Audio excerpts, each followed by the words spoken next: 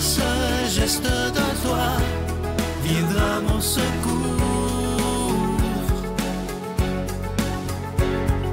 Viens semer dans mon âme le grain de l'amour. Je traverse un désert et je meurs de soif. Montre-moi le mystère qui garde la foi. Bonjour, bienvenue à votre émission La Victoire de l'amour en ce vendredi 22 mars. J'espère que vous vous portez bien chez vous. On rejoint tout de suite pour sa chronique Claire Jacques et ce sera Victor qui va nous commenter l'Évangile d'aujourd'hui.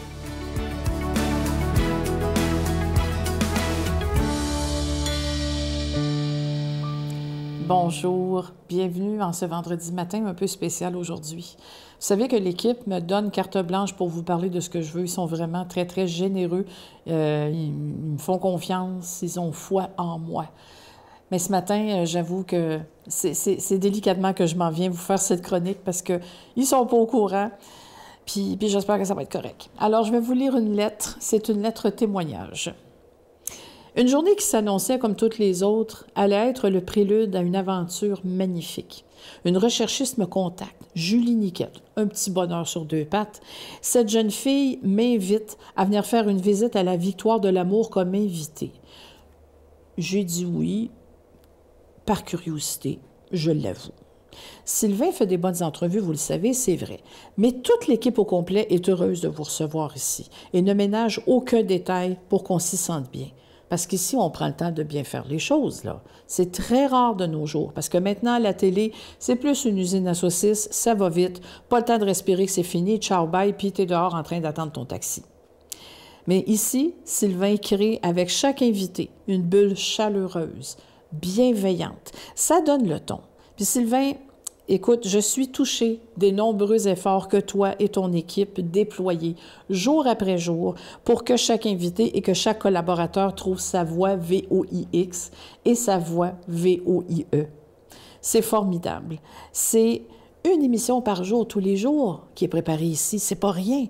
Et ça inclut celle du dimanche en plus. C'est de la job à orchestrer, mais c'est énorme. Et ce que tu offres, Sylvain, aux centaines de milliers de téléspectateurs, c'est un peu comme un phare.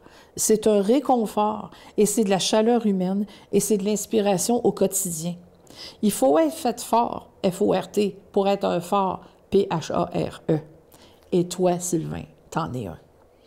Je me souviens d'avoir dit en sortant de ma première visite ici, « En tout cas, si tu cherches des chroniqueurs, je suis là. » Tu as pris la balle au bond. Et 2 jours plus tard, mon agente recevait sur son bureau une offre incroyable, celle de venir vous parler à chaque vendredi matin.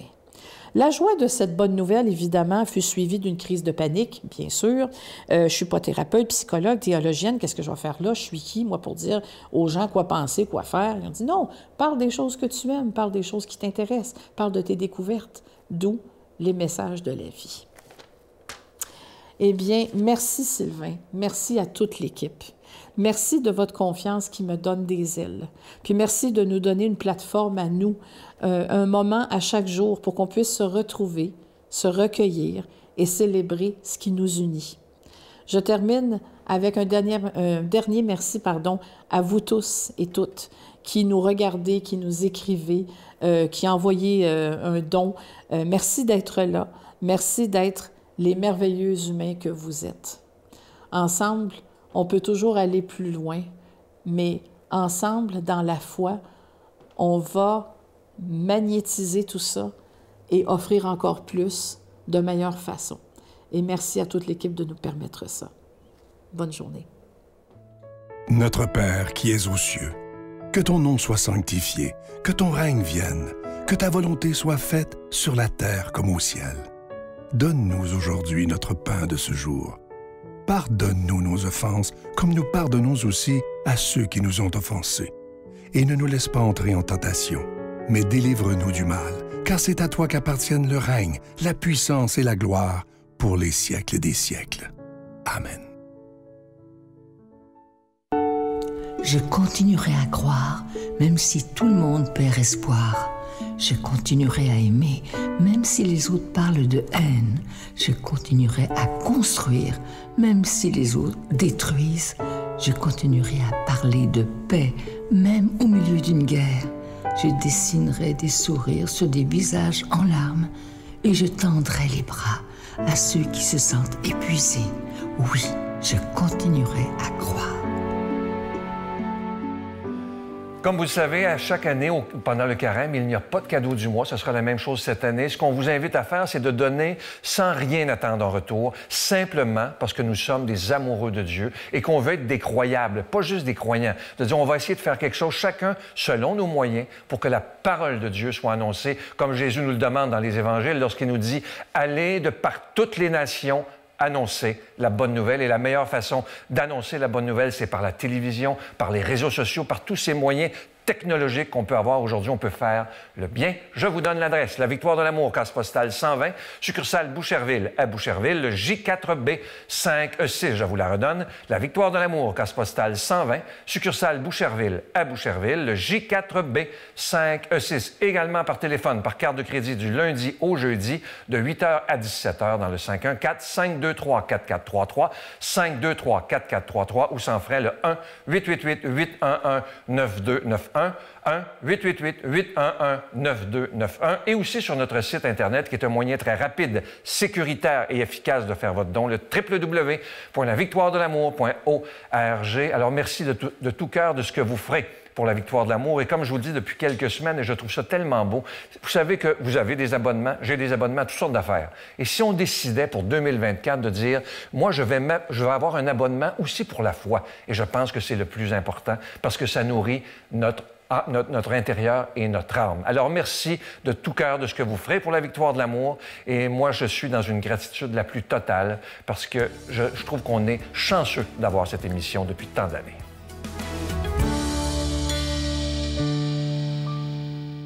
Mon Dieu, donnez-moi la sérénité d'accepter les choses que je ne peux changer, le courage de changer les choses que je peux et la sagesse d'en connaître la différence. Amen.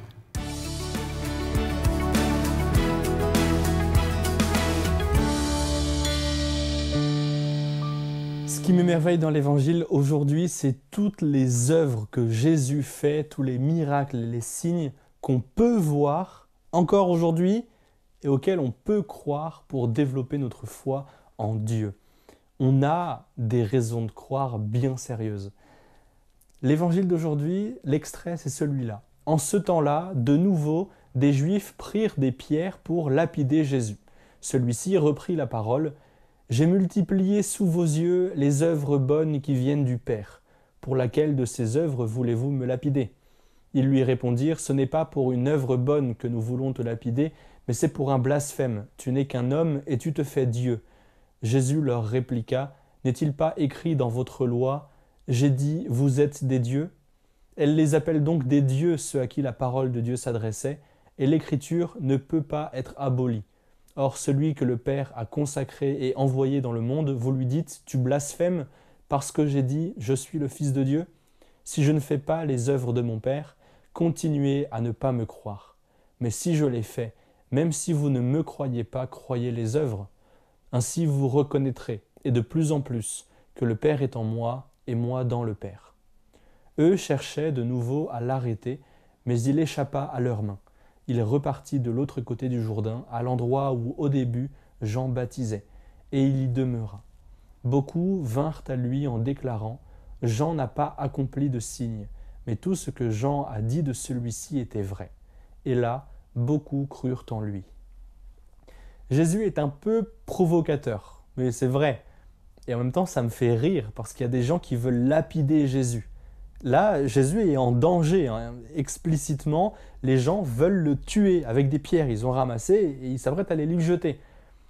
Et Jésus, il répond « J'ai fait beaucoup de bonnes choses. Pour laquelle est-ce que vous voulez me tuer cette fois ?» Il y a une pointe de provocation. J'ai l'impression qu'il y a même un peu d'ironie là-dedans. Comme quoi, parfois, la dernière chose qu'on peut faire, la dernière arme qu'on ait, c'est peut-être l'humour. Jésus là, il est face à des gens qui ne croient pas du tout en lui et qui, même avec toutes les raisons de croire, c'est-à-dire les œuvres, les miracles, refusent ça. Et c'est devant ce refus-là que Jésus se trouve un peu, il n'y a plus rien à faire, autant en rire. Les gens refusent alors même qu'ils ont tous les signes. Et Jésus dit de plus en plus, c'est-à-dire, et vous croirez, et de plus en plus que ça vient de mon Père. Il y a une progression dans la foi quand on croit les œuvres. Donc on n'a plus qu'à regarder les œuvres autour de nous, les miracles. Et oui, il y en a encore aujourd'hui et tous les jours. Et tous ceux qui disent autour de moi, mais les miracles, ça n'existe pas, les miracles, j'en ai pas vu, etc. C'est juste parce qu'on n'a pas cherché. On n'a pas regardé là où ils y sont. Mais il y a des miracles tout le temps. Déjà, il y a 2000 personnes, 2000 saints qui sont canonisés dans l'Église catholique. Pour chaque canonisation, il faut au moins 2 miracles reconnus. Des dossiers en béton armé pour dire c'est un miracle, inexplicable scientifiquement. En plus de ça, à Lourdes, il y a 7000 dossiers qui sont présentés pour des guérisons, pour des signes incroyables.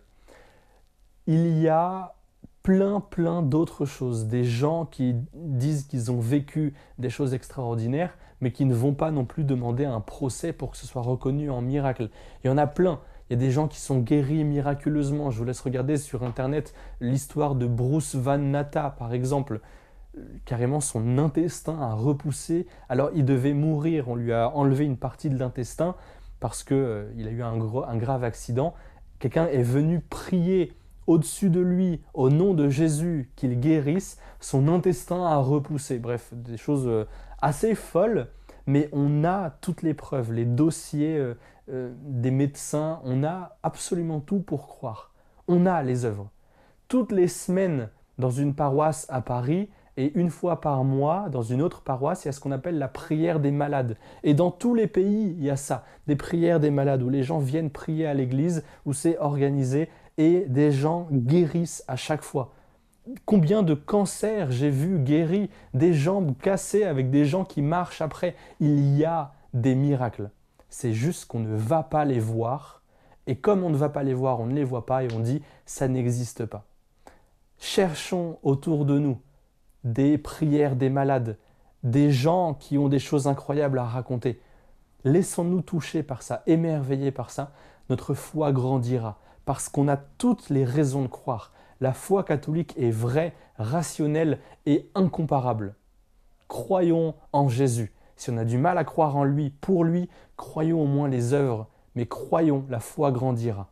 Au nom du Père et du Fils et du Saint-Esprit. Amen. Je vous salue Marie, pleine de grâce. Le Seigneur est avec vous. Vous êtes bénie entre toutes les femmes, et Jésus, le fruit de vos entrailles, est béni. Sainte Marie, Mère de Dieu, priez pour nous pécheurs, maintenant et à l'heure de notre mort. Amen.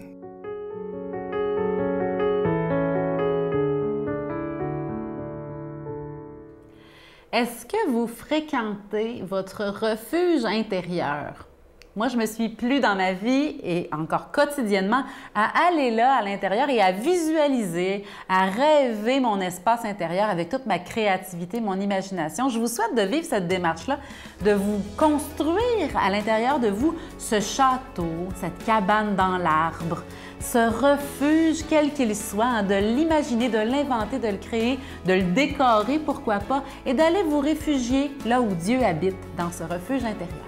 Combien de personnes perdent un fils, une maman, un père, subitement, Ouais, ça, c'est terrible. sans dire adieu, sans dire je t'aime, sans dire merci. Faut du talent pour être heureux. Je l'ai jamais eu ce talent-là. Pourtant Dieu sait que je l'ai cherché. Bien qu'on l'ait tous au bout